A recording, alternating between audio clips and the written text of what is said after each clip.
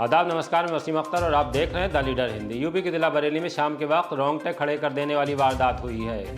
सिरौली कस्बे गांव इस्लाम नगर दलीपुर में पति ने पत्नी से कहासुनी होने पर बड़ी घटना अंजाम दे डाली। धारदार हथियार से पत्नी का गला रेता और उसकी मौत हो जाने के बाद खुद भी गले में फांसी का फंदा लगा लिया। इससे पहले उसने दोनों बेटों को कमरे से बाहर कर दिया। घटना की सूचना पुलिस को मिली तो खलबली मच गई। थाने से फोर्स थोड़ी ही देर बाद गांव पहुंच गया। पुलिस ने कमरे का दरवाज़ा तोड़ने के बाद फंदे पर लटके पति को नीचे उतारा। उसकी सांसें चल रही थीं।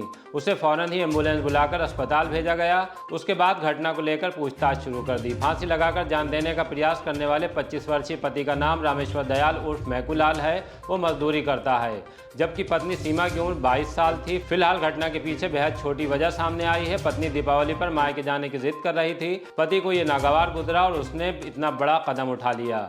एसपी देहात मुकेश चंद मिश्रा भी गांव पहुंच गए हैं। आइए आपको सुनवाते हैं कि उन्होंने द लीडर हिंदी को गांव से क्या जानकारी दी है। आज दिनांक 14 नवंबर को दोपहर लगभग 3 बजे सूचना प्राप्त हुई कि थाना सिरौली के ग्राम इस्लाम नगर उर्फ दलीपुर में एक 30 वर्षीय विवाहिता जो 2 बच्चों की मां भी हैं, उनके पति ने उनकी गला काट के धारदार हथियारों से हत्या कर दी है और स्वयं भी उसी कमरे में एक फांसी का फंदा बना के उससे लटक गया है। इस सूचना पे तत्काल मौके पे जब पहुंचे हैं पुलिस फोर्स, तो यहाँ खिड़की तोड़ के उस पति को बाहर निकाला गया था और वो गंभीर अवस्था में था। उसको तत्काल एम्बुलेंस बुलाकर रवाना किया गया अस्पताल उपचार हेतु तथा शव को कब्जे में लेकर आवश्यक विधिक कार्रवाई प्रारंभ कर दी गई है।